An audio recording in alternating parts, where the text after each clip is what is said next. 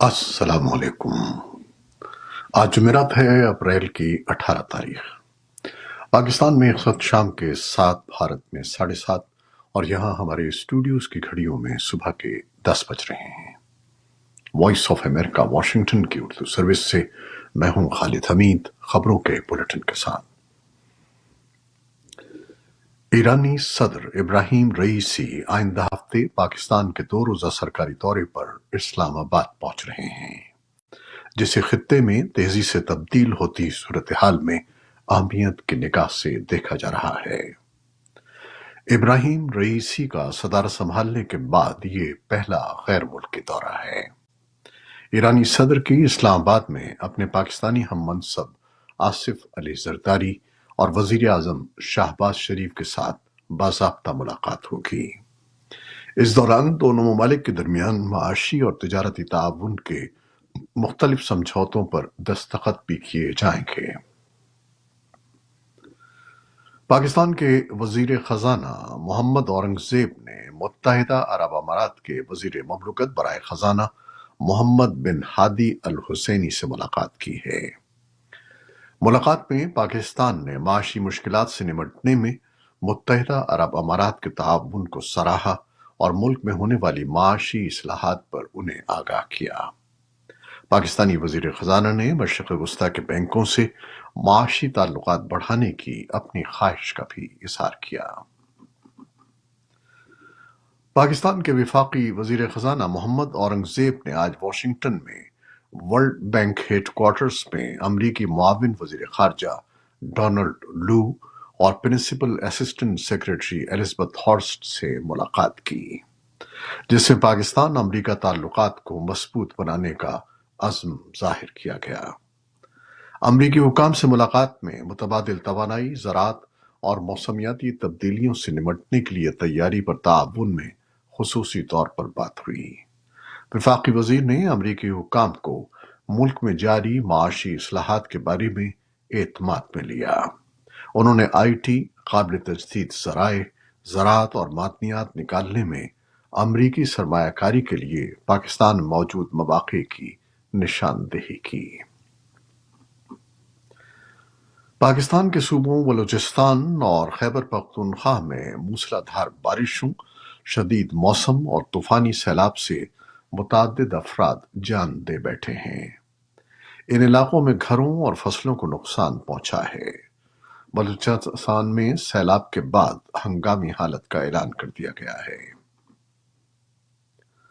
Social media platform x نے جمعرات کو کہا کہ وہ پاکستان کی حکومت کے تحفظات کو سمجھنے کے لیے اس کے ساتھ کام کرے گا۔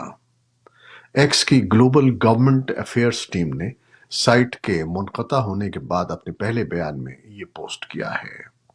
اسلام آباد ہائی کورٹ میں جمع کرائی گئی رپورٹ کے مطابق وزارت داخلہ نے بدھ کے روز کہا کہ سیکیورٹی کی بنیاد پر ایکس کو بلاک کیا گیا تھا، جبکہ سندھ ہائی کورٹ نے حکم دیا ہے کہ حکومت 1 ہفتے کے اندر social media platform X تک رسائی بحال کرے۔ پابندی کو چیلنج کرنے والے ایک وکیل معیز جعفری نے اے ایف پی کو بتایا کہ سندھ ہائی کورٹ نے حکومت کا خط واپس لینے کے لیے 1 ہفتے کا وقت دیا ہے، جس میں ناکام ہونے کی صورت میں وہ اگلی تاریخ کو مناسب احکامات جاری کریں گے۔ عدالت کا فیصلہ رواں ہفتے شائع ہونے کی توقع ہے۔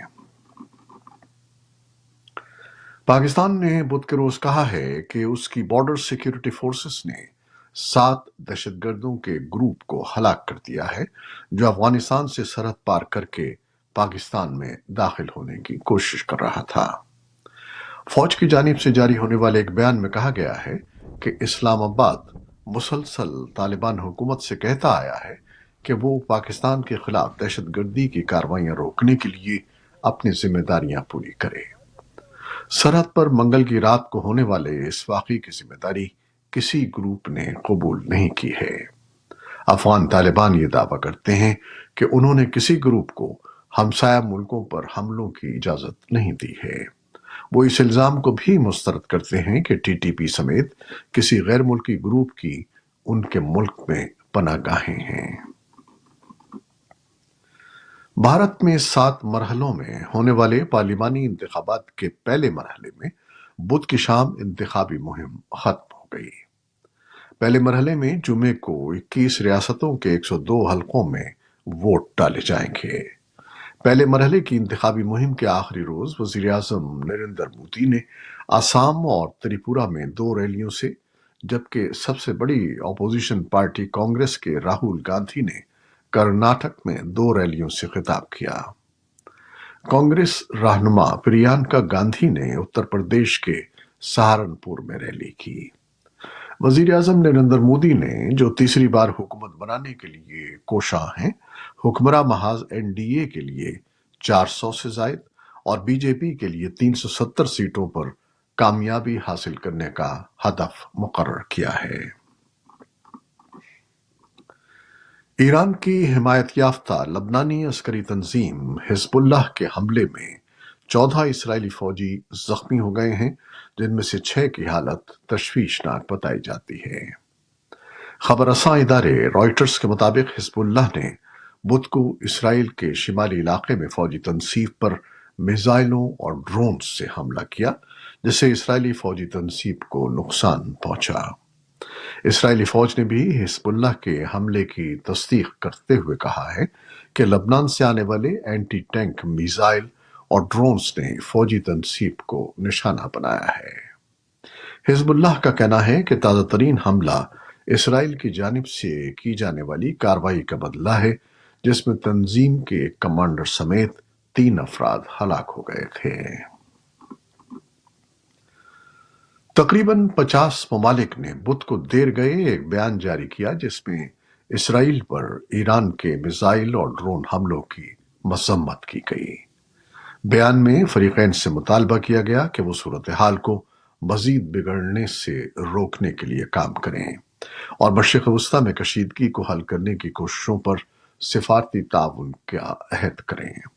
امریکہ اور برطانیہ نے اسرائیل کے خلاف حالیہ براہ راست حملے کے جواب میں جمعرات کو ایران کے فوجی ڈرون پروگرام کے خلاف وسیع پابندیاں عائد کرنے کا اعلان کیا ہے۔ اس اقدام کا مقصد اسرائیل کی حمایت کرنا اور ساتھ ہی اسے تہران کے خلاف جوابی کارروائی کے لیے تحمل سے کام لینے پر آمادہ کرنا ہے۔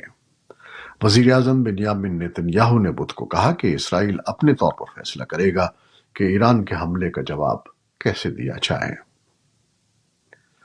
قطر کے وزیر اعظم نے کہا ہے کہ ان کا ملک اسرائیل اور حماس کے درمیان ثالث کے طور پر اپنے کردار کا اثر نو جائزہ لے رہا ہے۔ امریکہ اور مصر کے ساتھ ساتھ قطر نے بھی نومبر میں ہونے والی لڑائی کو روکنے کے لیے بات چیت میں اہم کردار ادا کیا تھا، جس کے نتیجے میں درجنوں یرغمالیوں کی رہائی ممکن ہوئی۔ دوحہ میں ترک وزیر خارجہ کے ساتھ ایک نیوز کانفرنس میں الثانی نے کہا کہ سیاسی مفادات کے لیے قطر کی ثالثی کا غلط استعمال کیا گیا۔ انہوں نے اپنے ریمارکس میں کسی ایک فریق کا نام نہیں لیا، لیکن اسرائیلی وزیر اعظم بنیامین نیتن یاہو نے پوری جنگ کے دوران قطر پر بارہا تنقید کی ہے اور حال ہی میں قطر کے زیر ملکیت نشریاتی ادارے الجزیرہ کو بند کرنے کی دھمکی دی ہے۔ اٹلی کے وزیر خارجہ انتونیو جانی نے کیپری میں G7 وزرائے خارجہ کے اجلاس کا آج جمعرات کو آغاز کیا، جس میں مختلف بین الاقوامی بحرانوں میں امن قائم کرنے کے لیے رکن ممالک کی کوششوں پر زور دیا گیا۔ اس ملاقات میں بحیرہ احمر کی موجودہ صورتحال اور ایران کے خلاف ممکنہ پابندیوں پر بات چیت پر توجہ مرکوز کی گئی، جبکہ آئندہ ملاقاتوں میں افریقہ کے ساتھ تعلقات کو مضبوط بنانے اور یوکرین کی جنگ سے نمٹنے پر غور کیا جا رہا ہے۔ امریکی وزیر خارجہ اینٹنی بلنکن اور یوکرین کے وزیر خارجہ دمیتری کولیبا نے اٹلی میں G7 وزرائے خارجہ کے اجلاس میں امریکی ایوان نمائندگان پر زور دیا کہ وہ یوکرین کے لیے فوجی امداد کی منظوری دیں۔ صدر جو بائیڈن نے بدھ کو کہا کہ وہ ریپبلکن ہاؤس کے اسپیکر مائک جانسن کی طرف سے یوکرین، اسرائیل اور تائیوان کو امداد فراہم کرنے کی تجویز کی بھرپور حمایت کرتے ہیں۔ صدر جو بائیڈن نے کہا کہ ہاؤس کو اس ہفتے پیکج کو پاس کرنا چاہیے اور سینٹ کو جلد اس کی پیروی کرنی چاہیے۔ انہوں نے مزید کہا کہ ہم اپنے دوستوں کے ساتھ کھڑے ہیں۔ यूक्रेन की फौज ने जुमेरात को कहा कि उसने गुज़श्ता रात के हमलों में रूस की तरफ से भेजे गए तमाम 13 फ़ज़ाई ड्रोन्स को मार गिराया है, जबकि रूस की फौज ने यूक्रेन के 20 ड्रोन्स को तबाह करने की इत्तला दी है। यूक्रेन के फ़ज़ाई हमले का ज़्यादातर हिस्सा दोनों ममालिक की सरहद के साथ बेलगराड के इलाके पर मरकूज था। रूसी वज़ारत दिफा ने कहा कि उसने बेलगराड के ऊपर 16 ड्रोन्स और 2 मिसाइल तबाह किए, जहां इलाकाई गवर्नर वियाचेस्लाव गलादकोफ ने घर को नुकसान पहुंचने और एक शख्स के जख्मी होने की इत्तला दी है। यूक्रेन ने हालिया हफ्तों में तवानाई के बुनियादी ढांचे को निशाना बनाते हुए रूस पर हमले तेज कर दिए हैं। चीन की वजारत खारजा ने अमरीकी वजीर खारजा एंटनी ब्लिंकन के आइंदा दौरे चीन का खैर मकदम किया है। पॉलिटिको ने रिपोर्ट किया है कि ब्लिंकन 23 अप्रैल को चीन के 4 रोजा दौरे पर रवाना होंगे, जहां वो बढ़ती हुई कशीदगी के दरमियान चीन के आला हुक्काम से मुलाकात करेंगे। चीनी वजारत खारजा के तर्जमान ली जियान ने आज एक बाकायदा प्रेस ब्रीफिंग में कहा कि चीन वजीर खारजा ब्लिंकन को चीन का दौरा करने पर खुशामदीद कहता है। जुमेरात को शाया होने वाली एक तहकीक में बताया गया है कि डेमनीशिया के मरीजों के लिए मुतादिद एंटी साइकोटिक इलाज दिल बंद होने समेत संगीन ज़िमनी असरात के हामिल हो सकते हैं। बरतानवी मेडिकल जर्नल में शाया होने वाली तहकीक के मुताबिक डेमनीशिया के शिकार लोगों में एंटी साइकोटिक का इस्तेमाल संगीन और वसी मनफी नताइज से मुंसलिक है, जिसमें फालिज, दूसरे अमराज और गुर्दों का मुतासर होना शामिल है। और अब एक ऐलान। ये थी वो खबरें जो फेसबुक लाइव पर हमने आपके लिए पेश की। हमारी वेबसाइट, यूट्यूब और पॉडकास्ट पर ये बुलेटिन आपके लिए पोस्ट कर दिया जाता है। आप हमारे बुलेटिन को शेयर करते हैं और अपने कमेंट्स में अपनी बहुत ही मोहब्बतों का इजहार करते हैं, जिसके लिए हम आपके बेहद मशकूर हैं। अपनी इन कोशिशों को, इन मोहब्बतों को जारी रखिएगा। न्यूज प्रोड्यूसर आयजा इरफान और न्यूज एडिटर बहजत जिलानी के साथ खालिद हमीद को अब इजाजत दीजिएगा। अल्लाह हाफिज।